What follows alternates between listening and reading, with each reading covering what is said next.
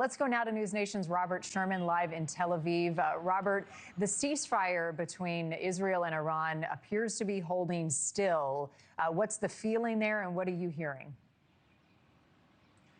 Yeah, Marni, now that we've hit this 24-hour point here in the ceasefire, there is this feeling on the ground here that things are looking pretty good. And the evidence of that you get from folks is they're out and about. A lot of these restrictions that are across Israel that we're telling people to shelter in place, not leave their homes, those have all been lifted here in central Israel. And as a result, you've seen people out at restaurants, you've seen people out at cafes, people are starting to feel a bit more comfortable about the current situation. Who else is feeling good about all of this, of course? President Trump went to the NATO summit there, claiming victory for brokering this deal between Iran and Israel, feeling very good about the prospects of potentially parlaying this into long-term relations with Iran and around the region. And on that same subject here, Marni, I do want to show you this billboard that just went up in Israel today. You can see it down in the left-hand corner of your screen right there. It's rather small, where that's being shown there, but it says the Abraham Alliance, and it has the faces of all of the different leaders that are here in the region here. This is the big focus that is happening on the ground in the Middle East right now. Normalization. That is what the Israelis are looking for, and you see all the leaders around the region there.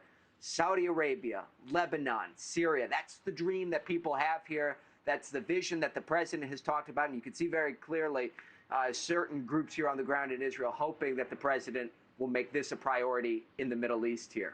Marni? Two questions for you, Robert. First of all, as the ceasefire holds, there were missiles that got through and damage done in Israel. How many lives have been lost over the last 12 days or so, and how much damage has happened? Yeah, I mean, even, just as yesterday, Marni, I mean, yesterday morning, we saw a missile getting through in southern Israel and killing 4 people. It's over 24 now who have been killed across the country over the span of this war that has been taking place here between Israel and Iran. In terms of the damage, the Iron Dome, rather effective, was able to knock down most missiles, not all of them. In fact, we saw that it was operating at its lowest efficiency rate really since that we've been here on October 7th, which underscores the capabilities that Iran has. We have seen missile damage in northern Israel, central Israel, where we are, and especially in the south as well. So people are working through, picking up the pieces here as there is a focus to moving past all of this here, Marni. Finally, my other question, as we focus so much on the conflict between Israel and Iran, everything continues to happen in the Gaza Strip. What is the latest there, and how might this situation impact what's going on with Hamas and that continued situation? We're asking a very astute question, Marni, because what I would say is that already on the ground here, you are starting to feel that shift in focus. Iran has been dominating the attention of people on the ground here for the last 2 weeks, and rightfully so, with the way that you've seen this war carrying on here. But even today, there are people who are saying the time is now to focus back on the situation that's in Gaza. Take a listen for yourself.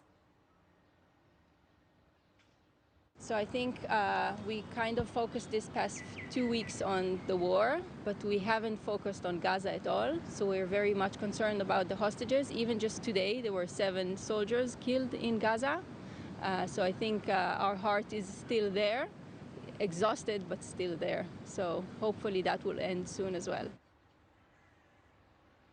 And here's what is adding to that on the ground here. 7 IDF soldiers who killed in southern Gaza yesterday when their armored vehicle was hit by an explosive device.